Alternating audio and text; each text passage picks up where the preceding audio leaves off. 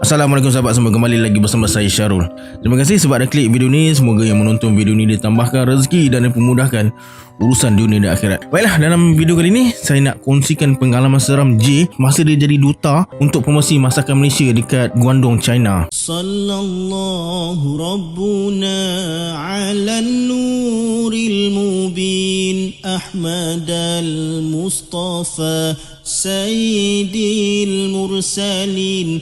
Sallallahu Rabbuna ala nuril mubin Ahmad al-Mustafa Sayyidil Mursalin. Sallallahu Rabbuna ala nuril mubin Ahmad al-Mustafa Sayyidil Mursalin.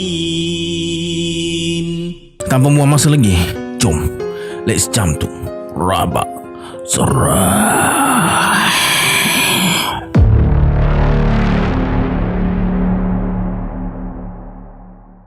Pada tahun 2016, J dapat panggilan daripada Director of Tourism Malaysia dekat Guangzhou. Pihak Tourism Malaysia lantik J sebagai duta untuk promosi masakan Malaysia dekat Guangdong sempena Hari Kemerdekaan. Mereka minta J sediakan menu secepat mungkin untuk diteliti. Setelah mereka setuju dengan menu yang J buat tu, mereka pun bagi tahu pihak hotel berkenaan menu yang akan disediakan. Kemudian mereka uruskan visa dekat kedutaan China. Tempoh visa cuma sebulan je. J berlepas dari KLIA pukul 2 petang dan mendarat pukul 6 petang. Dalam pesawat tu, J seorang je, bukan orang Cina. Dekat airport, dah ada pemandu tunggu sambil pegang plakat nama J. Sampai dekat lobi, J disambut oleh GM dan Director of F&B. Dia daftar masuk bilik bernombor 1718. Bilik ni terletak dekat hujung sekali. Sebaik saja masuk bilik hotel, J azan dulu. Dah jadi kebiasaan dia kalau check in dekat mana-mana hotel mesti dia azan dulu. Semasa dia laungkan Allahu Akbar yang pertama, J terasa ada kelibat bergerak dengan pantas. Selepas solat maghrib, J naik ke restoran Palace Revolt dekat tingkat 24 untuk makan malam. Restoran ni restoran pusing guys, terletak di tingkat paling atas. Masa makan, J diperkenalkan kepada 3 orang jurubahasa. Kesemuanya perempuan, 2 orang Cina yang bernama Zitong dengan Heidi, serta seorang lagi warga Rusia bernama Katrina yang fasih berbahasa Mandarin. J pun disuruh pilih salah seorang daripada mereka. J pilih Zitong sebab dia seorang chef. Senang J nak berurusan sebab sama kejaya kan. J suruh Zitong terjemahkan semua menu dan resepi untuk memudahkan pembantu dia sediakan barang-barang yang diperlukan. Selepas makan malam, J turun semula ke bilik. Lepas solat isyak, dia tidur.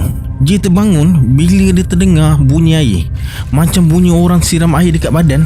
Dinding bilik mandi dia kaca, jadi dia nampak dengan jelas air tumpah dari tak mandi tu.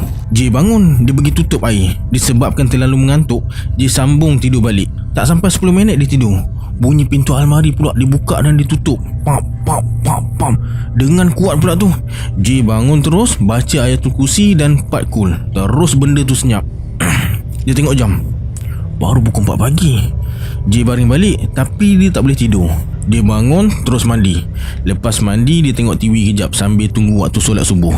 Walaupun waktu dekat Guangdong dengan KL sama, tapi dekat sana pukul 5 pagi dah masuk waktu subuh. Lepas solat, J terlelap sekejap dan terjaga bila telefon dia berbunyi. Frank telefon je. Frank ajak dia sarapan. Dia tengok jam dah pukul 8 pagi. Sampai dekat restoran, GM, Frank dengan jurubahasa dia dah tunggu dekat sana. J makan roti dengan keledek rebus je sebab dia tengok tak ada makanan halal dekat buffet counter tu. GM terangkan atur cara promosi makanan Malaysia dari 25 hari bulan Julai hingga 15 Ogos. Bermakna ada lagi 2 hari lagi J kena buat persiapan. J pun bagi tahu kejadian yang dia alami malam tadi dekat GM. GM terus suruh housekeeper manager carikan bilik lain, tapi tak ada bilik kosong. Masa tu time cuti sekolah dekat Guangdong, jadi lusa baru ada bilik kosong, kata housekeeper manager tu. Ini bermakna J kena tidur lagi 1 malam dekat bilik tu. Selepas sarapan pagi, Zitong bawa J ke chef office untuk order barang. Chef office dengan dapur dekat tingkat 23. Order barang semua kerja Zitong lah. J cuma bagi senarai barang je. J tak pandai buat sebab dalam sistem semua bahasa Mandarin. Lepas tu J ditunjukkan dekat mana barang-barang kering dan barang-barang sejuk beku disimpan. Dia terkejut sebab daging halal dan haram bercampur. Tapi dia faham lah sebab dekat sana bukan semua beragama Islam. Lepas dia tunjukkan barang tu semua, kemudian dia balik ke semula ke bilik nak tukar pakaian. Masa keluar dari lift, J berselisih dengan seorang perempuan pertengahan umur. Dia tercium bau yang amat busuk. Bila J toleh ke arah lift, tak ada sesiapa pun dalam lift. Tapi pintu masih terbuka. Sudah, nak kacau lagi lah tu, kata J dalam hati. Bau tu ikut J sampai ke depan pintu bilik. J berhenti. Dia baca bismillah 3 kali dan bagi salam, baru dia buka pintu masuk bilik. Alhamdulillah, sampai dalam bilik bau tu dah tak ada. Lepas siap mandi dan tukar pakaian, J naik semula ke dapur dekat tingkat 23. Dia buat briefing sekejap dan Zitong sebagai penterjemah. Dekat dalam dapur J, hanya Zitong dan executive chef Eddie Leong je yang boleh berbahasa Inggeris. 3 orang pembantu dia yang lain hanya faham yes, no, yes, no. Nasib baik Zitong ada. Lepas Zitong siap order barang, dia ajak J ke pasar beli serbuk teh, kelengkapan buat teh tarik dan durian. Sebab teh tarik dan durian ada dalam menu promosi masakan Malaysia masa tu. Nak dekat 2 jam dekat komplek pasar Guandong cari barang-barang tu semua. Durian dengan uncang buat teh ada, serbuk teh pula tak ada. Zitong ajak J pergi satu kedai khas jual teh dan kopi. Alhamdulillah dapat. Teh Cilon cap harimau ke? Malang buat mereka petang tu sebab J terlupa pula bawa pasport. Mereka berdua kena tahan polis dan dibawa ke pondok polis berhampiran. Ada 3 orang anggota polis masa tu. Masa mereka sibuk menyoal Zitong, J baca sesuatu dan hembus perlahan ke arah mereka bertiga. Kemudian J terus bercakap dengan seorang anggota berpangkat korporal. Dia bolehlah berbahasa Inggeris sikit-sikit, cuma tak fasih. J minta maaf sebab tak bawa pasport dan minta dilepaskan segera. Alhamdulillah, permintaan J ditunaikan walaupun pada mulanya mereka nak tahan J. Zitong terkejut sebab polis boleh lepaskan mereka macam tu je. J kata Allah akan tolong kita bila kita minta dengannya. Lepas tu J terangkan serba sedikit tentang usaha, doa dan tawakal dan peranan doa dalam kehidupan kita seharian. Zitong hanya mengangguk tanda faham. Sampai dekat hotel dah pukul 3 petang. J ke dapur jumpa pembantu dia. Dia serahkan semua barang yang dia beli dan bagi tahu dia apa yang perlu dibuat. Kemudian J dengan Zitong keluar balik nak cari barang untuk sesi fotografi esoknya. J cari tampi, bumbu, kain batik dan apa saja yang ada kaitan dengan budaya Melayu. Alhamdulillah, semua keperluan yang J nak ada dijual dekat sana. Dalam perjalanan pulang tu, J ceritakan dekat Zitong tentang peristiwa yang dia alami malam tadi, tentang bilik berpenunggu. Zitong kata dia pernah dengar yang tingkat 17 tu memang agak keras sikit. Ada yang pernah nampak perempuan berjalan, kaki tak jejak lantai. Ada yang pernah nampak lembaga berbulu macam gorila. Sampai dekat hotel dah nak masuk dia waktu maghrib. Masa makan malam, J diberitahu lepas sesi fotografi esok, dia boleh pindah bilik lain sebab dah ada bilik kosong. Alhamdulillah. J memang tak suka dengan bilik sekarang ni, macam berkongsi dengan orang lain. Bau bilik tu pun macam tak sama dengan bau bilik yang lain. Pukul 10 malam, J balik ke bilik. Masa dia keluar dari lift tingkat 17 tu, tiba-tiba dia ternampak pintu keluar ikut tangga dibuka. Tapi tak ada sesiapa keluar dari pintu tu. Dia terbau macam bau kentang busuk. Terus dia teringat kata orang-orang tua, kalau kita terbau kentang busuk, bermakna ada makhluk gaib dekat dengan kita. J terus baca Bismillahirrahmanirrahim, doa paling pendek tapi ditakuti golongan jin. Bau tu terus hilang dan J terus masuk ke bilik dia. Lepas solat isyak, J buat video call dengan keluarga dekat Malaysia, saling bertanya khabar dan berkongsi cerita. Tapi bab tentang jin, J rahsiakan, tak nak mereka risau. Malam tu J sengaja tak baca ayat yang manzil atau ayat-ayat ruqyah. Dia nak tengok ada gangguan ke tak. J cuma baca istighfar, gunakan tasbih sampai dia terlelap. Dia terjaga bila terdengar bunyi pintu diketuk. J biarkan je. Kemudian terdengar pula macam pintu bilik dicakar oleh tangan yang sangat besar. J tenangkan diri dengan berselawat tafrijiyah. Kemudian dia sambung tidur balik. Tak lama lepas tu, J terasa tapak kaki dia pula digeletik. J terkejut dan terus bangun. Tak boleh jadi ni. J terus baca surah Jin ayat 1 sampai 4 dan baca a'udzubikalimatillahit tammati min syarri ma khalaq Lepas tu keadaan jadi tenang sekejap. J baring balik bila dia tengok jam baru pukul 3.15 pagi. Lepas tu J cari tasbih dia. Tak ada dekat atas katil. Dia tengok lantai. Mana tahu jatuh kan. Tak ada juga. Takkan jin ambil kot. J termenung kejap. Tapi J memang yakin ini kerja jin tu. Bila dah rasa memang dah tak boleh tidur, dia terus bangun dan mandi. Lepas mandi, dia setrika chef jacket dia dengan seluar dia. Lepas gosok semua baju-baju dia, dia gantung balik dalam lemari. Lepas tu dia cakap, mana chef hat aku? J tertanya-tanya bila dia tengok chef hat dia tak ada dekat atas meja. Jam tangan dengan dompet ada. Sudah, chef hat pun dia curi. J mula menyumpah dalam hati. Chef hat yang ada logo CAM tu Chef Association of Malaysia rasanya.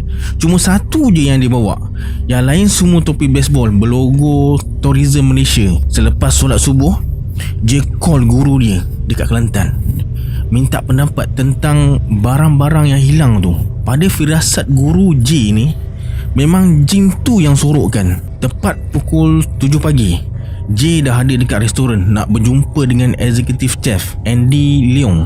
J ceritakan apa yang terjadi dan nak pinjam chef hat dia. Dia kata okey, tak ada masalah. Tak lama lepas tu, cerita tentang gangguan yang J kena tersebar dengan cepat di kalangan pekerja-pekerja hotel dekat sana. Pihak pengurusan minta semua pekerja rahsiakan perkara tersebut dari orang luar. Risaulah kan, orang luar takut nak datang menginap dekat hotel tu. Masa sesi fotografi dan wawancara dengan TV Guangdong, wakil dari Tourism Malaysia bertanyakan tentang chef hat tu. J terus ceritakan apa yang berlaku. Dia tercengang. Tak pernah berlaku lagi kejadian macam tu sebelum ni. J beritahu dia, malam nanti masa majlis perasmian dia terpaksa pakai topi baseball. So orang tu kata tak apalah, yang penting ada logo Malaysia. Malam tu J buat show teh tarik guna topi baseball je. Apa nak buat? Nasib baik show okey dan tetamu pun suka. Semasa sesi rasa dan tanya menu, J didekati oleh seorang pemilik hotel lain yang dijemput hadir. Dia tawarkan J pekerjaan tapi J menolak dengan baik. Tiba-tiba dia bertanyakan betul ke dia kena ganggu hantu. Tapi J nafikan. J cakap itu mungkin orang sengaja mereka-reka cerita supaya orang tak berani bermalam dekat hotel tu. Malam tu J balik ke bilik awal sikit dari yang lain sebab dia nak berkemas sebelum pindah ke bilik lain. Tapi kunci bilik mereka tak bagi lagi. Terpaksalah J tunggu sampai majlis selesai. Sementara menunggu tu, J berbaring dan terlelap. Dia bermimpi didatangi makhluk yang besar dan berbulu. Dalam mimpi tu, dia kata dia tak suka J duduk dalam bilik tu. Dia benci sangat. Mimpi berakhir bila terdengar loceng bilik berbunyi. Seorang pekerja front desk hantar kunci dan bawa J ke bilik dekat tingkat 15. Bilik bernombor 1511. Bilik baru ni lebih besar dan selesa sikit. J dapat rasakan bilik ni bersih. Tak ada tanda-tanda ada entiti asing dekat dalam bilik tu. Masa J tengah leka tinjau keadaan bilik tu, bunyi mesej masuk. Dia tengok, Zitong mesej je. Dia ucapkan terima kasih sebab pilih dia sebagai jurubahasa.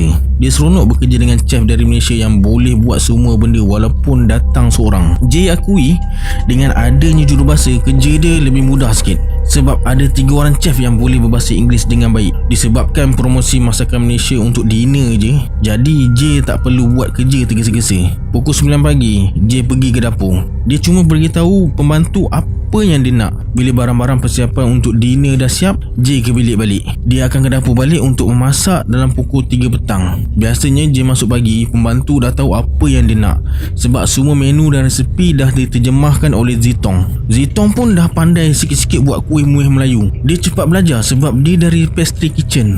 Begitulah rutin J setiap hari. Cuti setiap hari Ahad. Hari Sabtu kerja separuh hari. Hari berganti hari. Tak terasa dah nak habis promosi masakan Malaysia tu. Tinggal 4 hari lagi sebelum J balik Malaysia. Dia pergi bercuti. Pembantu dia yang masak kan. Dalam masa 3 minggu, pembantu dia dah boleh masak dengan baik. Lagi 3 hari J nak balik Malaysia. Dia gunakan masa yang ada tu untuk melawat tempat-tempat bersejarah. Zitong ajak dia melawat satu bangunan istana lama abad ke-8 dekat atas sebuah bukit. Jenuh nak panjat bukit tu, macam tangga batu cave tu. Mereka pergi bertiga termasuk pemandu. Sebelum masuk pintu gerbang istana, J baca, salamun ala Sulaiman fil alamin innaka Hamidum Majid 3 kali, dan baca salamun ala Nuhin fil alamin innaka Hamidum Majid 3 kali, diikuti dengan bacaan bismillahillazi la yadurru ma'asmihi syai'un fil ardi wala fis samai wa huwa samiu alim. Sebab tempat-tempat bersejarah ni banyak makhluk gaibnya. Dekat pintu masuk je ditempatkan beberapa pengawal berpakaian zaman era kemasyhuran Khalifah Harun Ar-Rashid masa menguasai Empire China, dan ada beberapa ekor anjing baka German Shepherd kawal dekat pintu masuk tu. Tempat pertama mereka melawat adalah Museum Diraja. Turut dipamerkan koleksi pakaian maharaja-maharaja Cina zaman dulu kala. Masa melawat bilik penjara, bulu roma J tiba-tiba meremang. Dia terasa seram. Dekat penjara tu juga ada tempat menyeksa tahanan. Tempat terakhir mereka lawat adalah ruangan pameran senjata lama.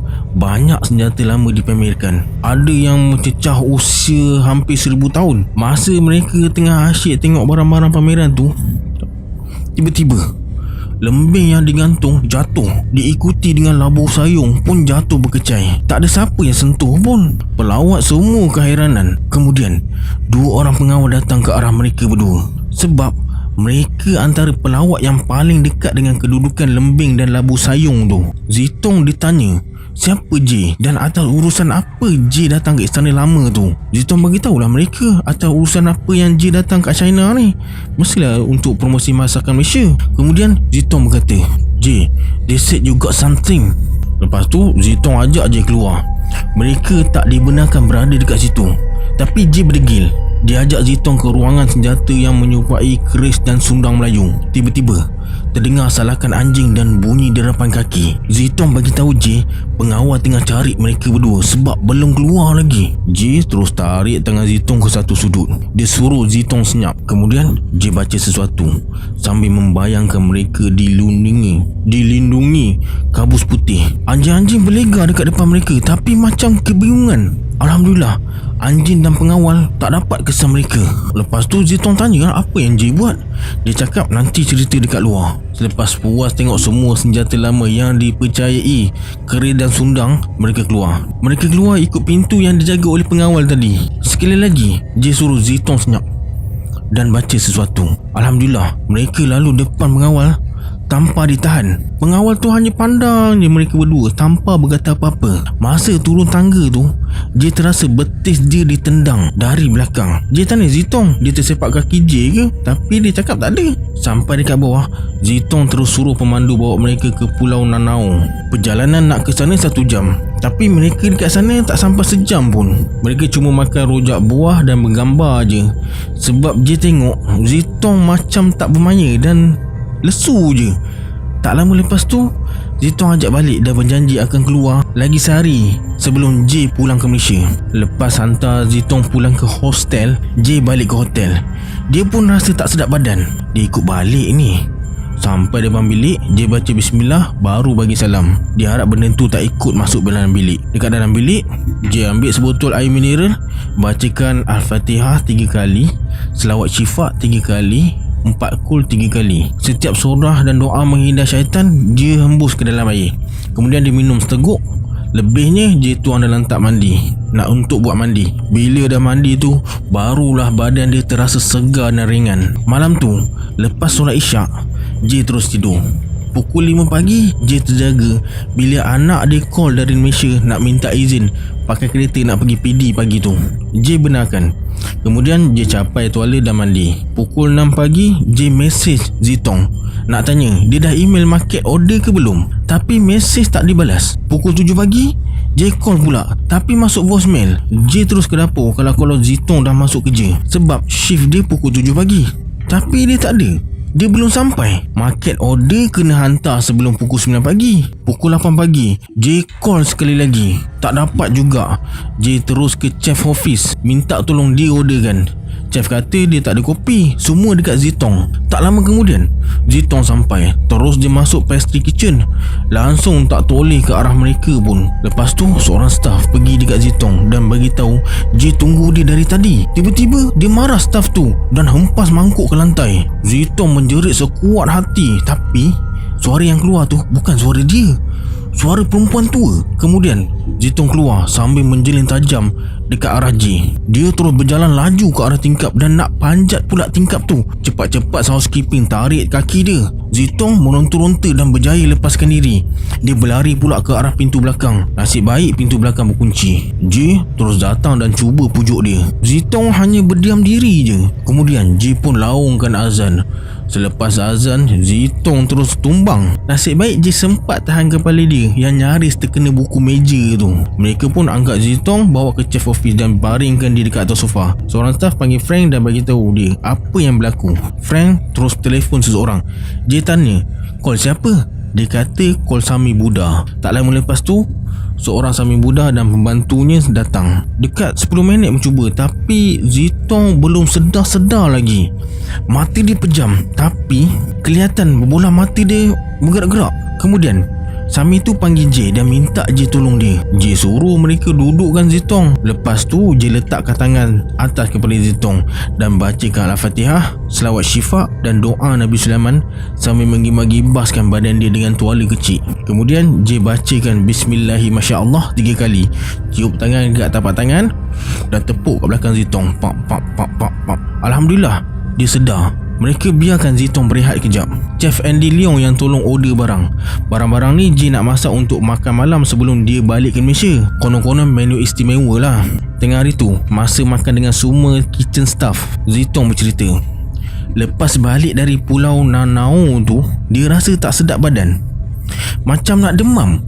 Lepas mandi, dia terus baring. Masa baring itulah Zitong terasa macam ada orang lain baring dekat dia. Disebabkan terlalu letih, dia dah tak fikir apa-apa. Kemudian dia terlelap. Dalam tidur tu, Zitong bermimpi berjumpa dengan seorang perempuan tua. Perempuan tua tu suruh Zitong jauhkan diri daripada J. J orang jahat katanya. Kemudian Zitong dibawa ke sebuah gua dan dikurung dekat dalam gua tu.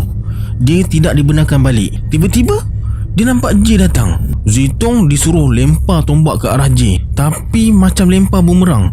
Tombak tu berpatah balik menuju ke arah perempuan tua tu. Bila J tanya kenapa call tak angkat, teks tak reply, dia kata tak ada terima sebarang call atau teks dari J. Mungkin penunggu tu ganggu semua panggilan untuk dia, kata J dalam hati. Ini bermakna mereka berdua diekori dari Pulau Nanao sampai ke hotel. Niat untuk keluar makan angin lagi sebelum balik J batalkan. J tak nak hanya sebab nak gembirakan dia ada orang lain sakit atau cedera. Zitong bersetuju, tapi dia ajak J jumpa family dia dekat Shenzhen, tengok kampung dia, kata Zitong. Pucuk dicerita ulam datang, kata J. J memang teringin nak tengok suasana masyarakat kampung dekat sana. Perjalanan dari hotel ke rumah Zitong ambil masa kira-kira dekat 2 jam. Pukul 9 pagi mereka bertolak dari hotel. Sampai rumah dia lebih kurang pukul 11 pagi. J dihidangkan dengan buah-buahan dan bubur kacang hijau tanpa santan. Orang tua Zitong minta J masakkan ikan siakap asam tumis. Rupa-rupanya Zitong dah bagi tahu dekat family dia itu adalah menu yang paling digemari pelanggan masa promosi masakan Malaysia tu. Ikan dan semua barang-barang untuk masak dah disediakan. J gunakan daun ketumbar untuk gantikan daun kesum dan bunga kantan. Alhamdulillah, mereka suka dengan makanan Malaysia. Lebih kurang pukul 3 petang, J minta diri untuk pulang. Tapi mereka suruh J memalam sebab belum puas dengar cerita tentang budaya Melayu, tentang Malaysia dan tentang apa yang J ada. Sebab Zitong ceritakan semua benda yang jadi sepanjang J berada di Guangdong tu dekat family dia. J cakap insya-Allah dia akan datang lagi. Mereka sampai di Guangdong pukul 5 petang.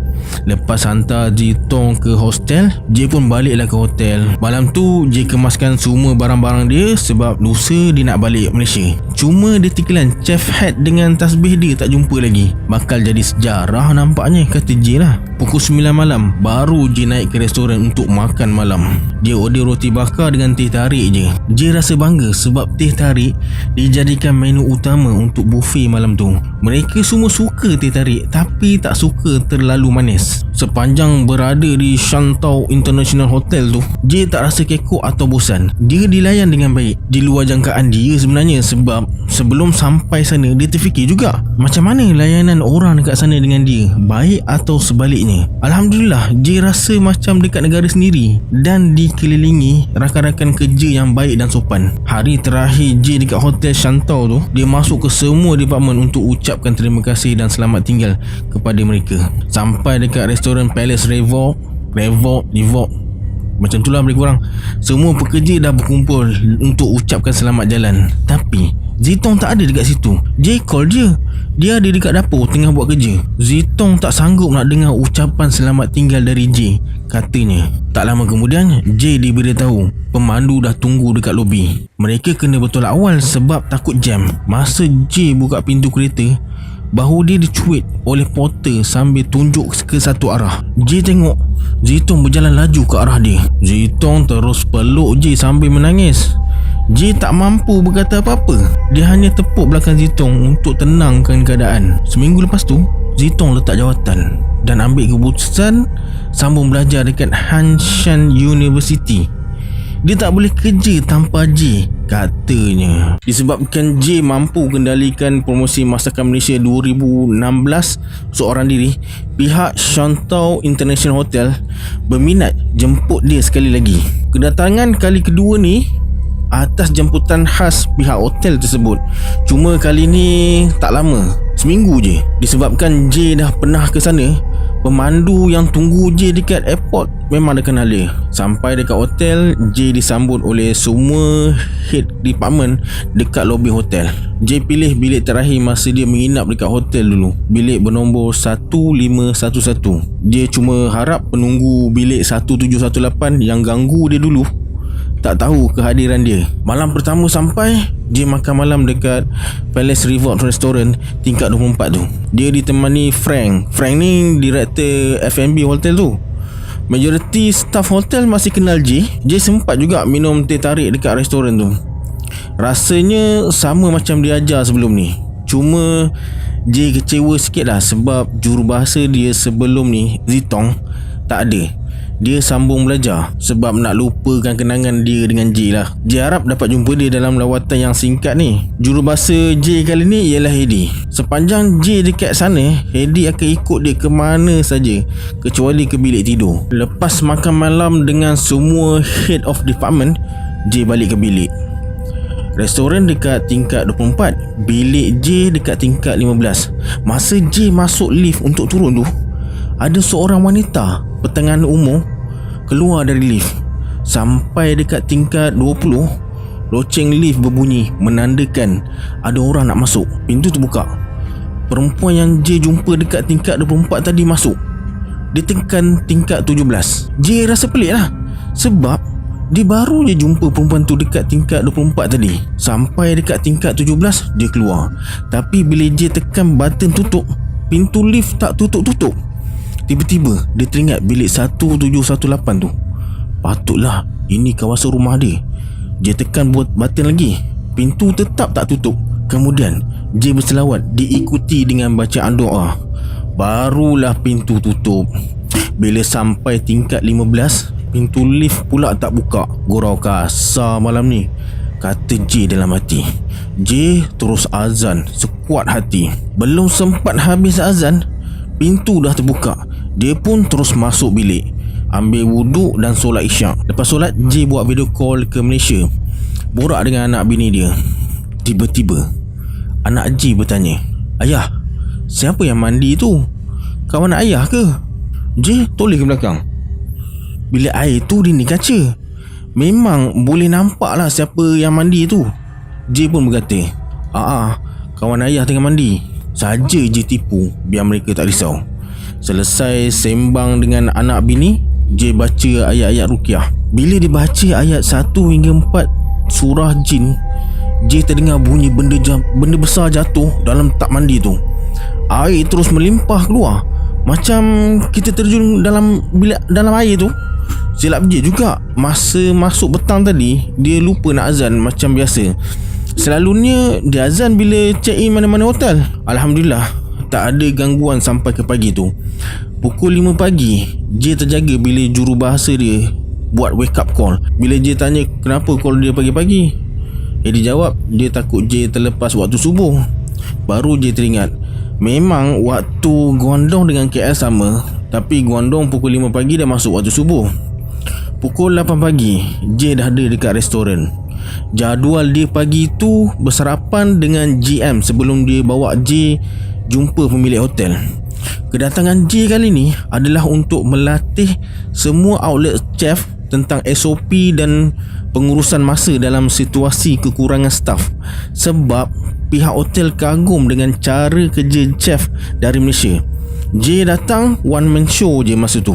J rasa bangga lah sebab mereka pilih anak Malaysia melatih mereka dan bukan chef dari Eropah. Masa jumpa pemilik hotel tu, dia tawarkan kerja dekat mana-mana hotel milik dia kalau J berminat.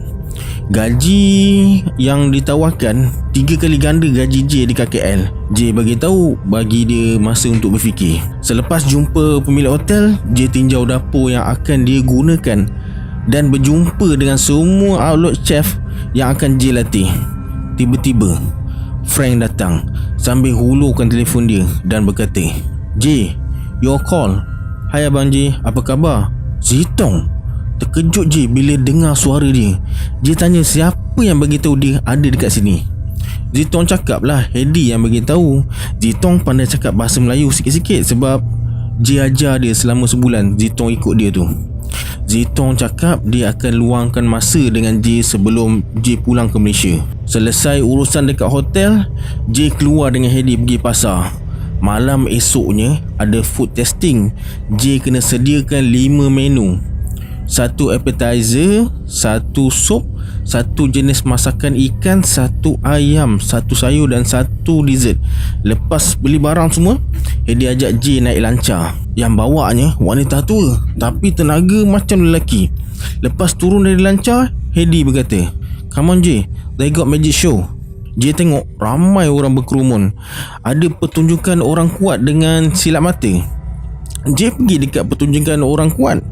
Masa J sampai, dia tengok ramai yang tumbuk perut lelaki berbadan tegap tu. Tapi dia cuma tersenyum, macam tak ada rasa sakit pun. Penganjur tawarkan duit kepada sesiapa yang dapat buatkan lelaki tu rasa sakit. Tak ada seorang pun yang mampu buat. Tiba-tiba Hedi bercakap dengan kuat sambil tolak J ke depan. "You must try J." Penonton dah bersorak. J tengok dia je seorang yang kulit gelap, yang lain kulit putih kuning dengan mata sepet. J pun pergilah ke depan. Lelaki tu mendabik dada sambil suruh J pukul dekat mana-mana yang dia suka. Kemudian J angkat tangan kanan sambil baca, "Bismillahirrahmanirrahim, la yadurru ma'asmihi syai'un fil ardi wala fis samai wa huwas sami'ul alim." Dan sambung, "Wa idza batastum jabarin" 3 kali dan tiup ke tapak tangan. J lepaskan tumbukan yang sederhana kuat. Lelaki tu terus pegang perut dia sambil mengadu kesakitan. Hedi terus ambil duit dekat atas tanah yang diletakkan penganjur kat situ. Tiba-tiba tangan Hedi direntak penganjur. Penganjur tu tak puas hati. Mereka berbual dalam bahasa Mandarin. Hedi beritahu J kena lukakan seorang anggota kumpulan mereka yang kebal, baru dapat duit. J setuju tapi dia cakap dengan Hedi ini yang terakhir. Mereka pun bersetuju. Dia bagi J sebilah pisau. J pun ambil lah. Dia dah bersedia untuk dihiris lengannya. J tahu dia tak kebal, tapi pisau tu yang dah dibacakan mentera supaya tak lukakan lelaki tu. J baca ayatul kursi dengan 9 wakaf sampai ayat wala ya'udduhu hifzuhuma wa huwal aliyul azim. J baca 3 kali, terus J toreh lengan dia. Lelaki tu menjerit kesakitan dan terkejut bila lengan dia luka. Penonton semua bersorak sambil ejek lelaki tu. Alhamdulillah, penganjur tu tepati janji. Hedi terus tahan teksi dan pulang ke hotel. Dalam teksi, J suruh Hedi rahsiakan kejadian tadi. J tak nak timbul sebarang spekulasi. Sampai dekat hotel, J suruh Hedi order barang yang tak ada dekat pasar tadi. Kemudian J ke dapur dan bagi tahu pembantu apa yang dia nak untuk memasak sebab malam esok ada sambutan hari jadi dengan opening ceremony launch baru dekat hotel tu. J kena sediakan menu Melayu. Lepas semua persiapan untuk malam esok siap, J balik ke bilik ke tingkat 15 tu. Sampai dekat tingkat 17, lift berhenti dan seorang wanita masuk. dia berdiri dekat belakang J. Mungkin dia tahu J nak turun dekat tingkat 15. Tiba-tiba tercium bau hanyir. J buat tak tahu je. Bila sampai tingkat 15, J keluar sambil toleh ke arah lift. Bila dia toleh, tak ada siapa dalam lift. Siang-siang nak kacau aku, kata J dalam hati. Sampai bilik, J mandi dan solat asar. Dia tengok jam, dah pukul 5.30 petang. Pukul 6 dah masuk waktu maghrib. Lepas solat isyak, pukul 7.30 dah masuk solat isyak dekat sana. J naik ke tingkat 24 untuk makan malam. Masa makan, J jumpa housekeeper manager dan tanya tentang chef head dengan tasbih dia yang diambil penunggu 1718 tu. Bilik tu adalah bilik pertama J tinggal masa pertama kali dia datang ke Guangdong tu. Katanya sampai sekarang tak jumpa barang-barang dia tu. J pun heran, sebab itu kes pertama barang-barang hilang dicuri penunggu, walaupun dia tahu bilik tu memang agak keras. Kemudian J minta izin untuk masuk ke bilik 1718 tu. Housekeeper manager benarkan, tapi dia kena ikut sekali. Selepas makan malam, mereka berdua pergi ke bilik 1718 tu. Sebelum masuk, J baca bismillah dan bagi salam, barulah dia masuk. J suruh manager tu duduk dekat kerusi. J pula duduk dekat atas katil. Lepas tu J baca sebahagian ayat manzil, termasuk ayat ketiga surah Jin, disambung dengan doa Nabi Sulaiman. Habis J baca, almari pakaian bergegar dan serentak dengan tu manager housekeeper menjerit sambil tangan dia tunjuk ke arah almari. Dia terus pingsan. J ambil air mineral, bacakan selawat syifa dan sapu ke mukanya. Dia pun sedar. Lepas rasa tenang sikit, dia cakap dia nampak ada satu lembaga besar berbulu macam mawas keluar dari almari sambil bawa tasbih dengan chef head J yang hilang sebelum ni. Lepas keadaan dah tenang balik, mereka pun balik ke bilik masing-masing. Masa baring tu, J tertanya-tanya, kenapa lembaga tu curi barang dia? Dan kenapa masa terakhir lembaga tu datang dalam mimpi, memang dia tak suka J datang hotel ni. Tiba-tiba mesej berbunyi, abang, 2 hari sebelum abang balik, saya akan ke Shantau. Mesej dari Zitong. J pun balas okey je. Lepas buat video call dengan anak bini, J pun tidur. Pukul 4 pagi dah terjaga. Dia terus mandi. Lepas tu J buat amalan dia setiap pagi, baca Bismillah 6, Bismillah 5 dan selawat Nariyah. Pukul 5 pagi phone J berbunyi. Don't forget your subuh J. Kedengaran suara Hedi. J jawab, okay, thank you Hedi. Apa hal budak ni? Dah 2 hari buat wake up call, kata J dalam hati. Tapi J bersangka baiklah, mungkin dia takut J terbabas kot kan. Pukul 7 pagi J naik ke restoran untuk bersarapan. Lepas sarapan tu, J buat keputusan nak jalan-jalan dekat sekitar hotel. Sampai dekat kawasan pasar, J cari durian untuk dessert malam ni. Dia cadang nak buat pulut serawut durian dengan sagu gula Melaka. Bila dah dapat semua barang, J balik ke hotel. Sampai dekat lobi hotel, Hedi dah tunggu dia. Dia tanya, kenapa tak bawa dia? J cakap lah dia tak rancang nak keluar sebenarnya. Hedi takut J kena tipu je, kata dia lah. Lepas letak barang-barang dekat dapur, Haji ajak J tengok tempat berlangsungnya opening ceremony tu. Dekat pintu masuk tertampal acara majlis malam tu.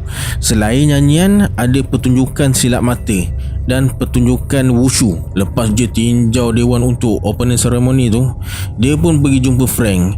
J kena tahu senarai VIP yang datang dan kena tahu adakah mereka ada alahan dengan sebarang makanan. VIP ada 16 orang je. Walaupun tak ramai, J kena uruskan masa dengan betul.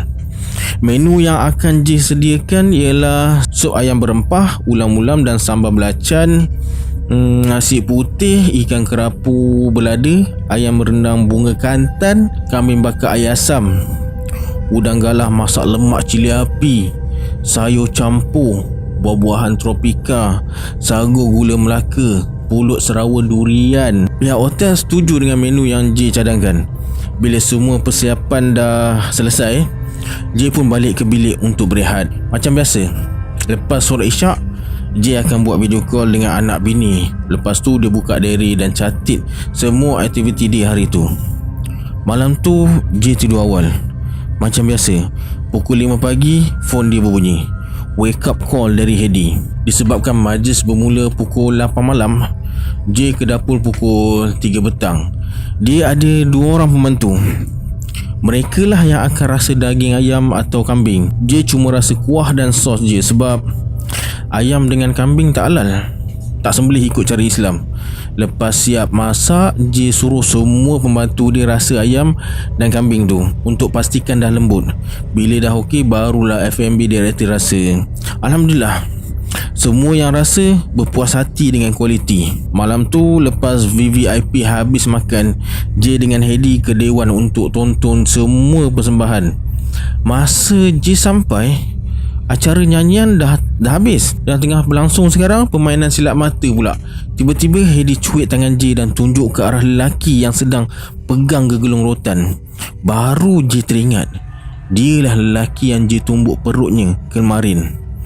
J cakap, jangan risau, mereka takkan perasan sebab ramai orang. Lama juga permainan silat mata tu, tapi tak ada pula acara yang melibatkan penonton. Selepas pertunjukan silat mata, barulah pertunjukan wushu, acara yang J tunggu-tunggu sebab dia peminat Jet Li.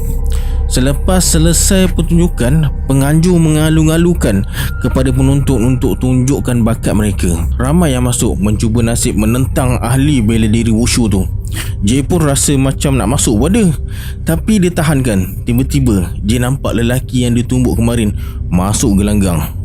Dia cabar ahli bela diri pukul dia. Ahli wushu tu pun sahutlah cabaran dia. Dia terajang dan ditumbuk berkali-kali, tapi tak berkesan. Kemudian seorang lagi ahli wushu masuk mencuba. Dia pun gagal kalahkan dia. Lepas tu kawan dia yang kebal dengan senjata tajam masuk. Dia cabar ahli wushu untuk cederakannya. Seorang lagi ahli wushu masuk, cuba gunakan pisau lipat dan potong lengan dia, tapi tak berbekas langsung.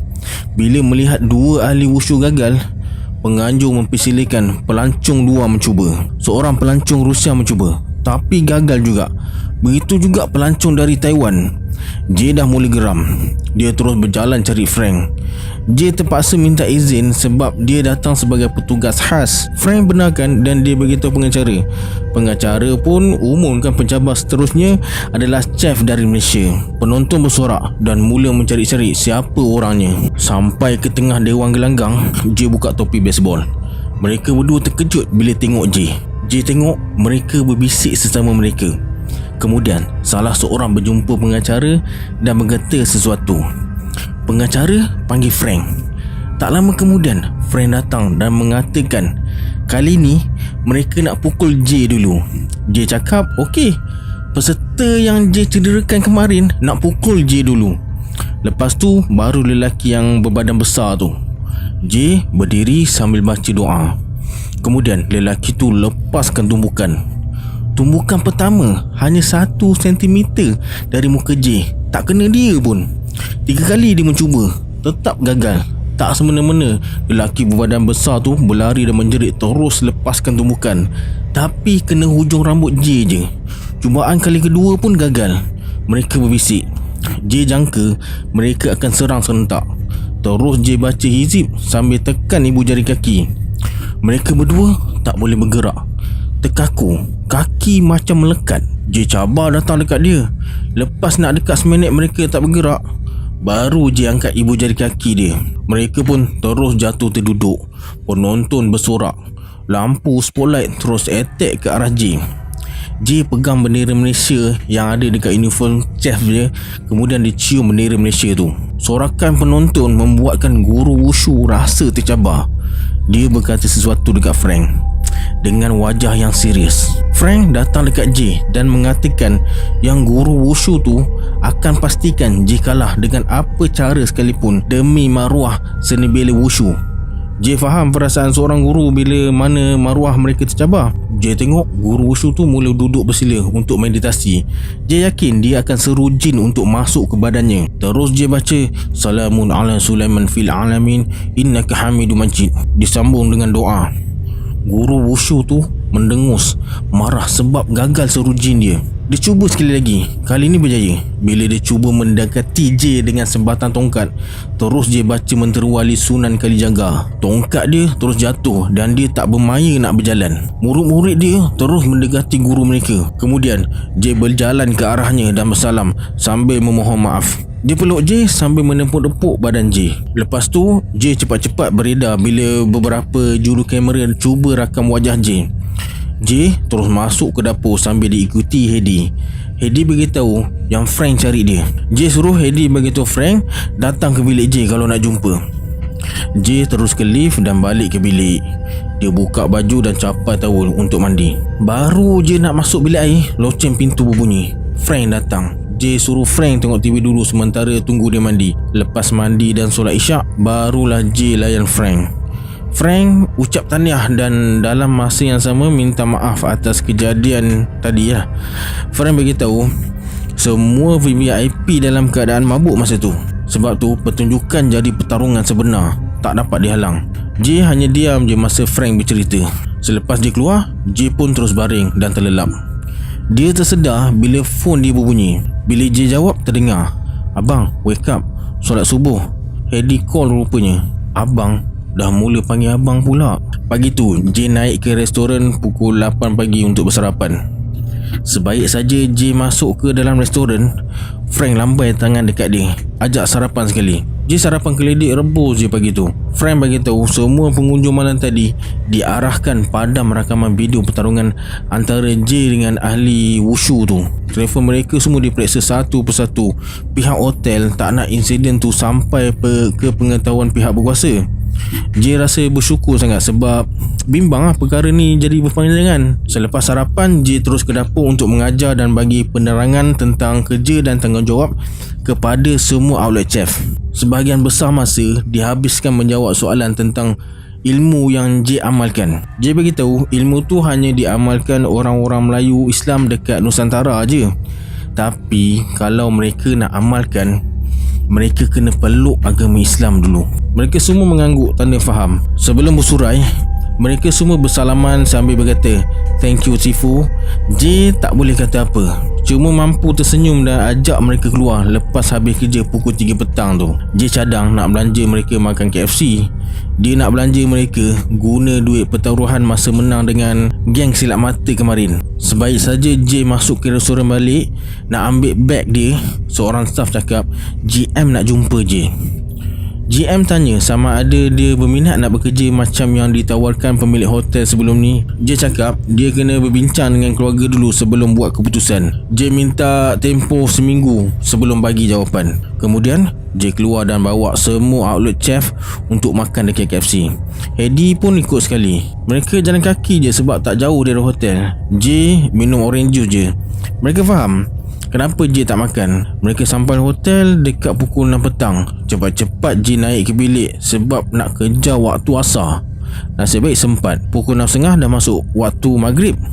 Pukul 8 malam J ke restoran untuk makan malam. Lepas makan J pun balik ke bilik balik. Tengok TV sampai pukul 11 malam sebelum tidur. J terjaga bila terdengar bunyi ketukan pintu. Kenapa ketuk pintu pula? Biasa orang tekan loceng. J tengok dari skrin dalam bilik, tak ada sesiapa dekat luar. 3 kali bunyi ketukan, tapi tak ada siapa dekat luar masa tu. Masa J leka perhatikan skrin tu, telefon bilik berbunyi. Siapa pula call ni? Bila J tengok dekat skrin telefon, tertulis 1718. Dia mula kacau balik. J beranikan diri jawab, tapi senyap. J terus call receptionist dan tanya kalau bilik 1718 ada penyewa. Dia kata bilik tu kosong je. Betul-betul dia nak kacau aku ni, kata J. Selang 5 minit, telefon berbunyi lagi serentak dengan bunyi ketukan pintu. J malas nak layan. Dia terus pasang ayat-ayat ruqyah dekat telefon dan sambung tidur. J tersedar bila telefon dia berbunyi. Dia tengok dah pukul 7 pagi.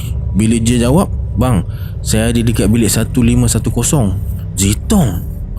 Bilik 1510 dekat depan bilik J. Zitong cakap lepas mandi dia datang bilik J. Dia cakap okey lah. Bila J periksa telefon dia, tengok ada 5 miss call dari Hedi dari pukul 5 pagi sampai pukul 6 pagi. 10 minit kemudian, loceng pintu bilik berbunyi. Bila buka pintu, Zitong terus masuk sambil tersenyum. Zitong cakap dia check in petang semalam. Dia nampak J, Hedi dan semua outlet chef keluar makan. Sengaja tak nak kacau katanya. Lebih kurang 10 minit berbual, J ajak Zitong ke restoran untuk sarapan. Masa J tekan butang lift, pintu lift sebelah terbuka. Hedi keluar. Muka dia terus berubah bila nampak mereka berdua, tapi pura-pura happy bila jumpa Zitong. Mereka tinggal sebilik sebelum Zitong sambung belajar dulu. Masa dekat restoran, Hedi menjauhkan diri, tak nak duduk sekali dengan alasan nak berbincang dengan Frank. Selepas sarapan, J jumpa Hedi dan Frank untuk bagi tahu dia nak keluar dengan Zitong dan akan balik sebelum pukul 12.30 hari sebab Zitong nak check out. Dia bawa J ke restoran bekas pensyarahnya masa dia belajar kulinari. Sebenarnya ini kali kedua J datang. Sebelum ni pun dia ada datang juga dengan Zitong. Rupa-rupanya bekan pensyarahnya suruh bawa J datang nak belajar masak asam tumis Aceh. Lebih kurang sejam dekat sana, mereka pun beredar singgah kedai cendera hati. Kemudian singgah gerai buah durian. Masa nak keluar dari gerai tu, J ternampak lelaki yang berkelahi dengan dia tengah berjalan ke arah dia dengan 2 orang kawan dia. J cepat-cepat kutip beberapa ketul batu, bacakan ayat 9 surah Yasin dan taburkan ke arah mereka. Alhamdulillah, mereka tak perasan J dengan Zitong. J takut jadi gaduh kalau dia nampak J. Jalan terbaik ialah mengelak. Sebelum pukul 12.30 hari, mereka dah sampai dekat hotel. Kemudian J hantar Zitong ke bilik. Zitong ambil beg pakaian dia untuk check out. J kemudiannya hantar Zitong ke lobi dan minta driver dia hantar Zitong ke stesen kereta api untuk balik ke Shenzhen naik bullet train. Kali ni dia tak menangis lah. Dia nampak lebih matang walaupun ada kesedihan dekat wajah dia. Dia pun dah boleh terima kenyataan yang J ni suami orang. Lepas makan tengah hari, J balik ke bilik untuk hantar baju kotor dia. Lusa dah nak balik Malaysia. Malas nak bawa baju kotor balik Malaysia. Malam tu J tak ke restoran untuk makan malam. Dia makan Maggi yang dia bawa dari Malaysia. Air panas dah ada, senanglah. Lepas solat isyak, J terus tidur. Dalam keadaan separuh sedar, J rasa macam kena tindih sesuatu sampai susah nak bernafas. Dia menjerit kuat kalimah Allahu Akbar, barulah terlepas. Kemudian J nampak telefon bilik dihempas, tapi tak nampak sesiapa pun. Kemudian kerusi diterbalikkan. Lepas tu pintu almari ditutup dengan sekuat hati. Air terbuka dekat dalam bilik air. Tak boleh jadinya, kata J dalam hati. J pun bersalawat berulang kali sampai keadaan reda. Kemudian J baca ayatul kursi dan 4 kul. Bila keadaan dah kembali tenang, J kutip telefon dekat lantai. Dah tak rupa telefon. Dia pun pergi dekat almari baju. Pintu dah terkopak. Jam baru pukul 3.30 pagi. Dia pergi ke katil semula nak baring. Tiba-tiba tilam J berbau hapak sangat. Dia tak jadi baring. Ambil tuala dan terus mandi.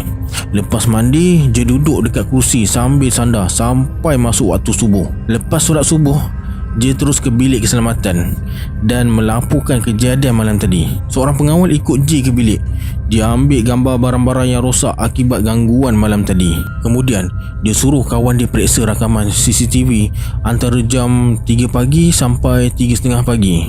J dipanggil ke bilik mereka untuk tengok sendiri imej entiti yang masuk ke bilik J. Tak jelas, tapi memang nampak pintu bilik dibuka masa benda tu masuk dan keluar. Pagi tu J sarapan dengan housekeeper manager dan Frank. J kena tulis report tentang kejadian malam tadi sebab pihak hotel nakkan bukti bahawa bukan J yang rosakkan harta benda hotel. Housekeeper manager bagi tahu yang bau hapak tu pun tak hilang walaupun selimut tu dah dicuci. Akhirnya terpaksa dibuang. Masa tengah rancak berbual tu, tiba-tiba housekeeper manager dipanggil oleh stafnya. Seorang pelancong kena histeria dekat tingkat 17. Manager bergegas pergi tinggalkan J dan Frank. Mereka berdua teruskan berbincang tentang tawaran kerja yang J terima tu. Tiba-tiba manager tadi datang panggil J. J dibawa ke tingkat 17, bilik 1721. Selang 2 bilik dari 1718, J nampak seorang lelaki dipercayai suami mangsa tengah bersedih tengok keadaan isterinya. Isterinya terbaring di lantai sambil cuba dipulihkan oleh seorang perawat tradisional Cina. Bila perawat tu nampak J masuk, dia beralih tempat dan suruh J pula cuba. Tiba-tiba pesakit tu tersedar dan mendengus bila nampak J. J suruh suami dia dudukkan isterinya. Bila dia tahu J dari Malaysia, terus dia berbahasa Indonesia dengan J. Rupa-rupanya Cina Indonesia bernama Bapak Kurniawan. J minta kain selendang isterinya nak guna untuk mengimbas-imbaskan badannya masa meruqyah. Kemudian J minta izin letakkan tangan dekat kepala isterinya. J baca Al-Fatihah, selawat syifa, Ayatul Kursi dan 4 kul. Lepas tu disambung dengan doa Nabi Sulaiman sambil mengimbas-imbaskan badannya dengan selendang. Semasa baca doa Nabi Sulaiman sambil mengimbas-imbaskan badannya, mangsa menjerit kesakitan dan J paksa benda tu keluar. Selepas dia pulih, J suruh dia basahkan muka dengan air mineral yang dah J bacakan selawat syifa. Mangsa bercerita, masa tak sedarkan diri, dia macam berada dekat dalam gua dan diikat oleh lembaga besar badan berbulu. Tiba-tiba dia ternampak J datang dengan badan 3 kali lebih besar dari lembaga sambil membaca ayat-ayat yang dia biasa dengar dekat Indonesia, ayat Al-Quran. Lembaga tu seolah-olah dilempar dengan berbola api, lepas tu lari dengan badannya separuh terbakar. Dia cakap J membawa seekor harimau putih masa selamatkan dia tu. Selesai dekat bilik tu, J ke restoran habiskan sisa nasi goreng dia tadi. Baru nak bangun untuk beredar, Hedi pula sampai. Dia minta J temankan dia makan. Dia makan sikit je, tapi pertanyaan tentang hubungan J dan Zitong yang banyak. Dia cakap tak ada apa-apa, tapi dia macam tak percaya. Disebabkan esok dah nak balik Malaysia, Hedi ajak J keluar nak belikan souvenir untuk J, katanya. Lepas beli souvenir, dia bawa J tengok wayang. Lepas tengok wayang, diorang keluar. Masa diorang keluar dari pawagam tu, dia perasan lelaki Cina yang bergaduh dengan dia dulu ada sekali. Dia berempat, 2 lelaki dan 2 perempuan. J terus bacakan doa sambil hembus ke arahnya. Masa dia berhenti nak ikat tali kasutnya yang terlepas, J tegur dia. Dia mendongak. J hulurkan tangan sambil memperkenalkan diri.